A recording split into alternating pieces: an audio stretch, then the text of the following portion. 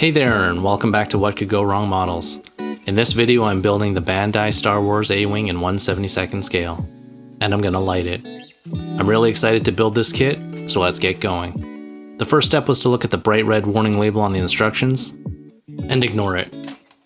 To figure out where I'm going to place the LEDs and wires, I needed to cut pieces from the sprues and start understanding how the model went together. I want to power the lights off of a 5-volt USB, which means each LED is going to need its own circuit run in parallel. Did this make things harder than it needed to be? Yes it did. I found this recessed cavity behind the cockpit and decided to use it for splicing the 3 LED circuits to the main power run. I drilled out 2 holes behind the cockpit so the wires can run beneath the cockpit frame and up behind the dashboard. For the engines, I marked out the path to cut in both the body and the engine housing, then drilled them out with a combination of my pin vise and X-Acto blade. I drilled out a hole in the engine base plate, which seemed to be made especially to fit a 3mm LED bulb. I needed to make a couple of structural adjustments to allow for the wires in the housing, but a couple of snips later and the runs were set. Behind the dashboard there isn't much room for wires and LEDs, so I decided to only illuminate the 3 largest instruments by cutting them open and shining a single LED through. I summoned all my courage, held my breath, and drove the drill bit into a perfectly good piece of Bandai molded plastic. Once all the bodywork was done to accommodate the lighting, I primed all the pieces with a light gray Tamiya fine surface primer. I left anything that was still on the sprues and primed it without assembly. My hope is that a complete coat of primer will help the plastic from being eaten by the enamel thinner I'll be using later. Something I thought about doing after my last video. I ran all the wires and began assembling the main body and anything else that would be painted white. All of the red colored pieces are already separate, which means I can paint those before assembling, and that means no masking or overspray.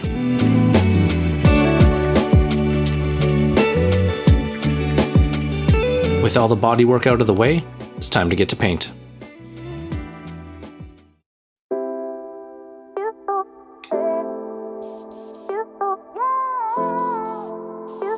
I decided to try pre-shading the panel lines with my airbrush, but I've never attempted spraying anything this fine before. So naturally, I started on the bottom of the A-wing. And it didn't go so well in the beginning. My hand was shaky and the spray was inconsistent.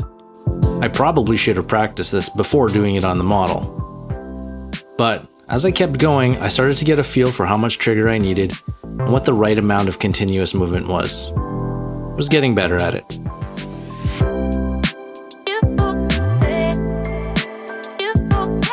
All of this work, unfortunately, was for nothing. As I laid down the off-white base coat, the gray primer beneath was causing just too much of a blue tone to come through in the white, and I wanted the color to be more of a yellow, orange, off-white to match the reference photos. So I adjusted the paint mix and sprayed several more layers to get the look I wanted, but the coat was just too thick to see any of the pre-shading. In the end, I was pleased with the color, and while pre-shading would have been nice, it'll just have to wait until the next model. For the red color, I started with Tamiya flat red and mixed in flat red-brown little by little while testing on the bottom side of a primed piece. Once I got it to the point I was happy with, I let her rip.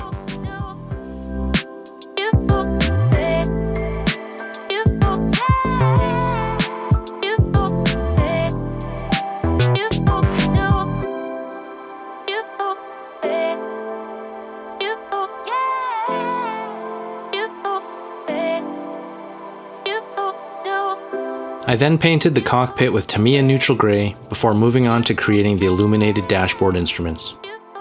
I filled the dashboard holes with a clear UV resin and cured it with a UV flashlight.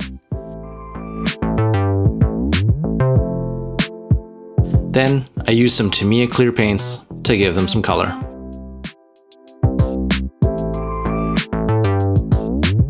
After that, I hand painted the rest of the cockpit. I gave it some edge wear and highlighting with some light gray, and filled in the rest of the instruments with various accent colors.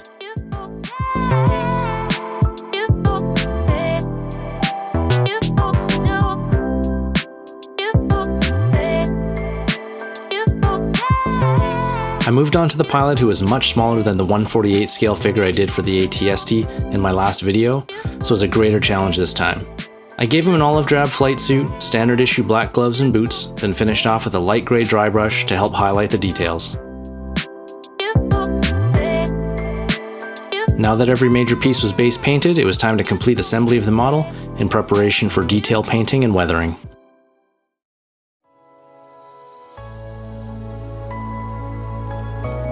Off camera, I soldered a 0.5mm LED to a pair of wires and threaded them through a hole I cut between the top and bottom pieces of the dash.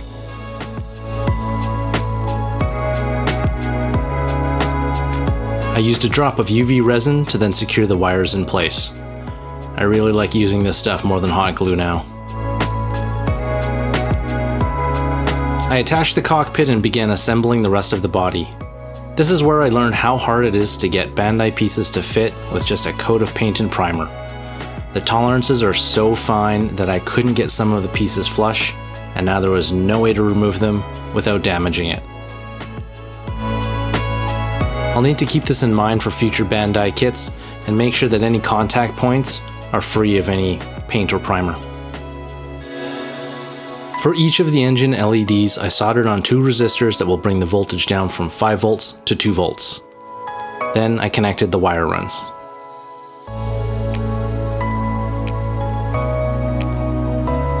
I placed the LED assembly into the engine, strung the wires through the housing, buttoned up the halves, slid the engine into place, and admired the work. And then I realized I forgot the heat shrink, but it's okay. I added it on off camera and made sure to include it on the second engine. On the topic of things I forgot, the astute viewer is going to be realizing right about now that the dashboard LED didn't get a resistor. This is when I realized it too, right as I was hooking up power to test the whole circuit with 5 volts, potentially damaging the dashboard LED. This is not a still image. I was frozen trying to remember, was I using 5 volts or 3 volts? To fix it, I thought about trying to install the resistor underneath the cockpit seat, but it's extremely difficult to remove body parts now and I'd risk damaging the paint job. So here's what I'm going to do. I'm going to squeeze the resistor into the wiring bay as I connect all of the wire runs to the main power line.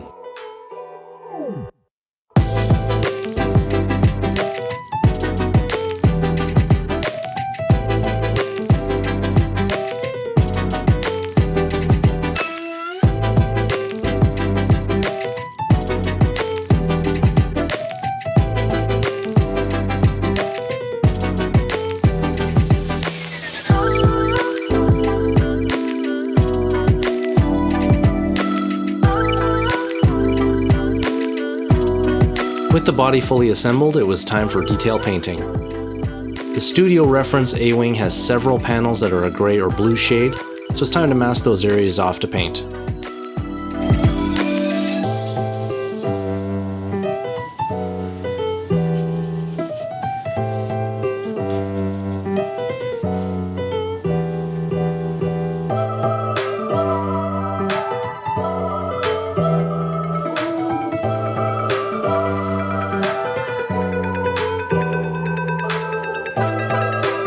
Once the panel painting was done, I applied a thick gloss coat in preparation for the next stage, which is going to be decals.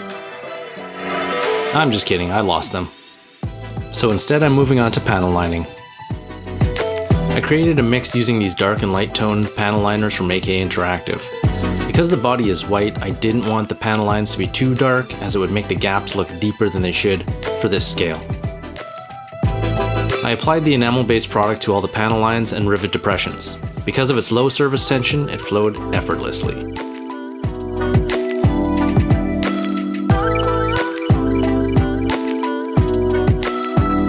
I let it dry for about 10 minutes and removed the excess with a dry cotton bud. For the dark red body areas, I used the dark panel liner this time because it needed the extra contrast. For the raised details, I added some extra thinner for a pin wash to help the details pop a little bit more and give them some depth. Against a white base coat, this step made all the difference in the world to help bring the ship to life.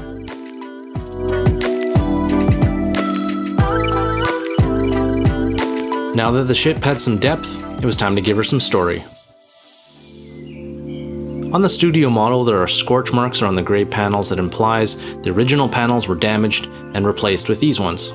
I love the idea of this effect and wanted to replicate it. To do so, I masked off the gray panels and will airbrush the black scorch effect over top of them. As usual, I tested things on the bottom of the model. Using a very thinned down flat black, I started spraying light passes until the effect started to show. Happy with what I'm seeing, I added more effects and moved my way up to the top side.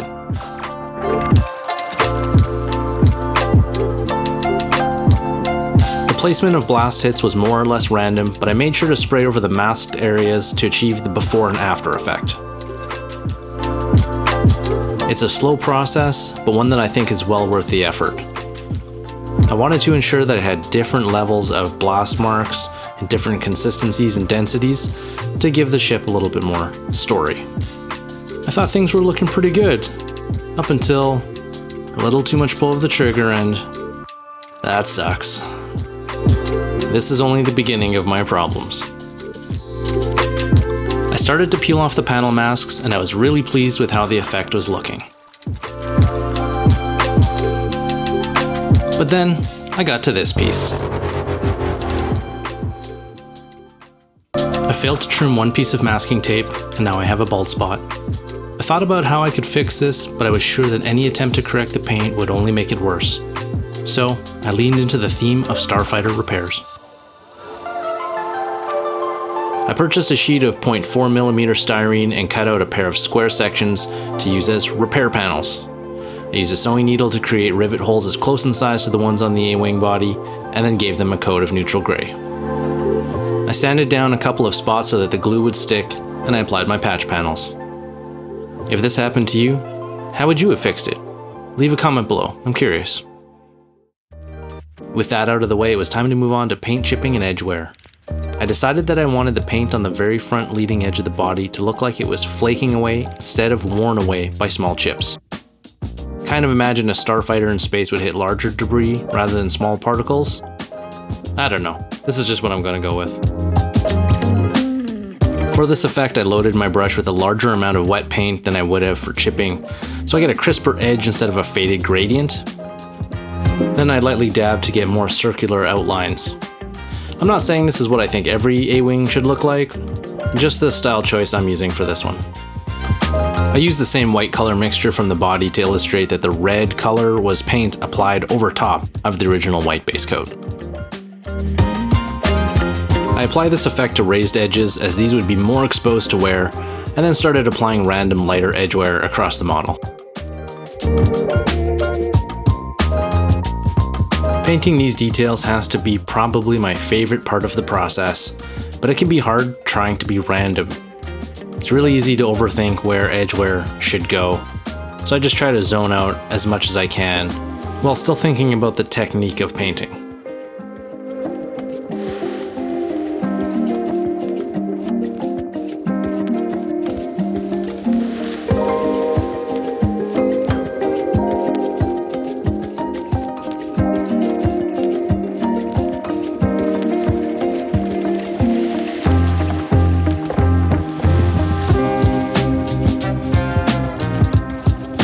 One detail I wanted to try out was something I've seen World War II planes employ, which is extra paint weathering where the pilot steps to get into the cockpit. I tried some sponge chipping in this area with some additional edge wear. I'm not completely sold on it, I think I might need to add a little bit more wear, but it was fun to attempt.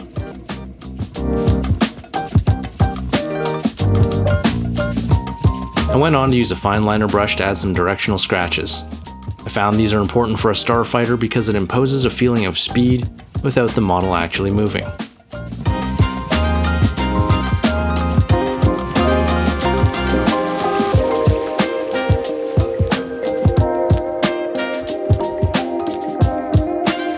Finishing off this stage, I used some flat aluminum on the black guns because, well, that always looks cool on guns.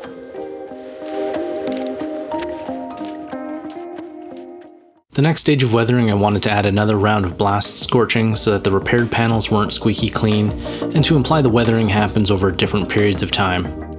But before that, I took the very thin flat black mix and applied the engine exhaust marks to the tail fins. This mix is probably about 80% thinner and 20% paint.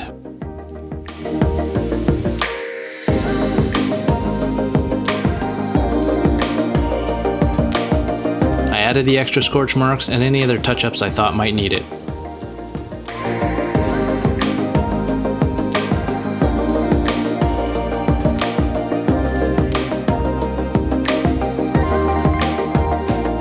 I moved on to applying some streaking effects using more AK interactive enamels. The primary streaking detail in this model will be replicating atmospheric friction burns as the ship flies up from the planet into space at extreme velocities. I wasn't sure which color was going to be best on the dark red, so I tested on the bottom, and the dark streaking grime for green vehicles seemed to be the best one to create a very dark burn color.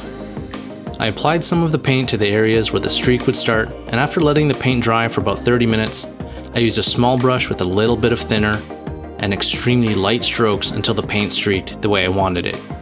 Not shown here are the 3 previous attempts at doing this. I found different amounts of paint applied made huge differences to the look and consistency of the streaks. In the end, I was fairly happy with the overall result. I added a few more details before moving on to streaking the tail fins. I experimented with this atmospheric dirt effect and it didn't quite come out as nice as I had hoped. I think it's formulated more to be a deposit effect than a streaking effect, but I was really tired at this point and I didn't want to redo it. To cap off the painting, I felt it could use a few more minor details, so I added a couple more streaks, dirtied up these edge creases a little, and put some fuel stains around these hatches. Now it was time to put down my paint brushes and pick up some drill bits. To run my wires, I drilled out the peg of the stand all the way through the joint. I tucked the wires into the stand and used some of my new styrene sheet to create a cover so the wires can be hidden as much as possible.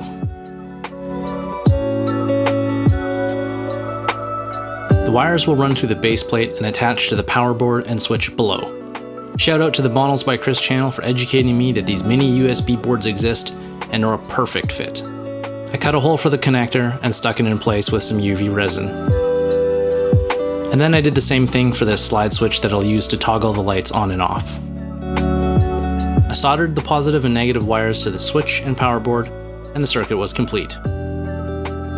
Now all that's left is to see what it looks like.